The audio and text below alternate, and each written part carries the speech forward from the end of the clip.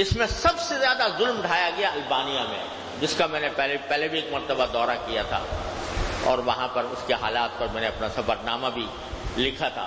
اب 12 سال کے بعد اب جب جانا ہوا تو اس وقت جب 12 سال پہلے گیا تھا تو مسجدیں شہید ہوئی پڑی تھیں، کسی مسجد کو استیبل بنا دیا گیا تھا، کسی کو مدرسے کا تو کوئی اکا دکا کہیں کچھ مدرسے قائم ہونے شروع ہوئے تھے۔ آج 12 سال کے بعد جانے کے بعد دیکھا تو الحمدللہ جگہ جگہ مسجد کے مینارے نظر آئے۔ اور میں جب سب سے پہلے گیا تھا تو تبلیغی جماعت کا مرکز ایک چھوٹی سی جھونپڑی میں تھا، اور 2-3 آدمی کام کرنے والے موجود تھے صرف۔ ماشاءاللہ ہر جگہ تبلیغی جماعت اللہ تعالیٰ نے اس کو توفیق دی ہے، تو وہاں پر لیکن 2-3 آدمی تھے۔ اور تبلیغی جماعت کے بارے میں سارے لوگوں میں غلط فہمیاں پھیلا دی گئی تھیں کہ یہ سلفی لوگ ہیں، یہ وہابی ہیں، تو اس وجہ سے وہاں کام نہیں چل رہا تھا۔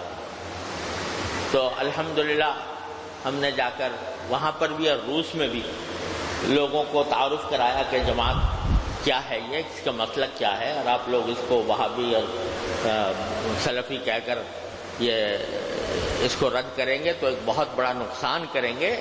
اس کے ذریعے الحمدللہ آپ تک دین پہنچے گا، آپ کے عوام تک پہنچے گا۔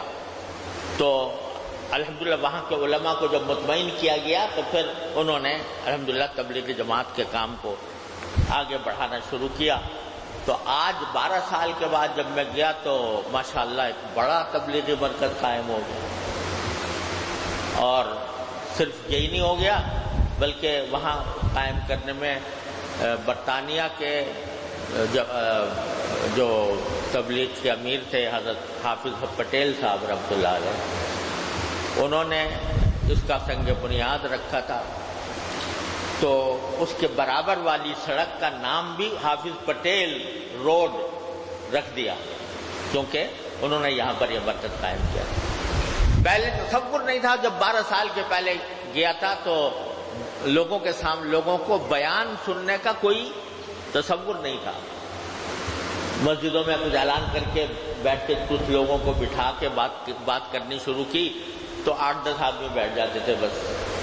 اب الحمدللہ ایک بڑی جماعت، مجمع بڑا، اللہ تعالیٰ نے وہاں کے لوگوں نے بھی اپنی داستانیں سنائیں جن کے اوپر یہ وقت گزرا تھا، اور اللہ تبارک و تعالیٰ کا فضل۔ اور چونکہ ہم لوگ باہر سے گئے تھے مسلمان، تو باہر کے مسلمانوں کو دیکھنے کے لیے ان کا والہانہ جذبہ، ان کی والہانہ محبت، ان کا والہانہ استقبال، اس انداز سے انہوں نے